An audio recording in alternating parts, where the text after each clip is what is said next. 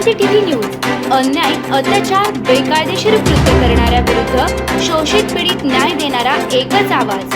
Shivkranti TV Dinbandhu news. संपादक सत्यशोधक शंकरराव लिंगे.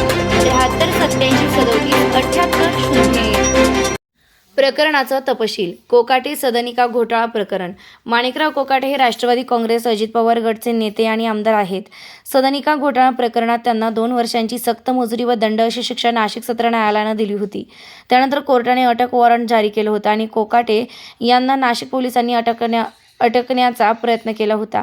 मुंबई उच्च न्यायालयात आजचा निर्णय. मुंबई उच्च न्यायालयाने आज कोकाटे यांच्या शिक्षेला स्थगिती दिली आहे. कोर्टानं 1 लाखाच्या जामिनावर त्यांना तात्पुरती अटक टाळून दिली आहे, पण दोषसिद्धता कायम आहे. त्यामुळे त्यांची आमदारकी व राजकीय पद पुढील कायदेशीर प्रक्रियेवर अवलंबून आहे. कोर्टाला दोषमुक्त करण्यास नकार. राजकीय भविष्यात धोका आहे.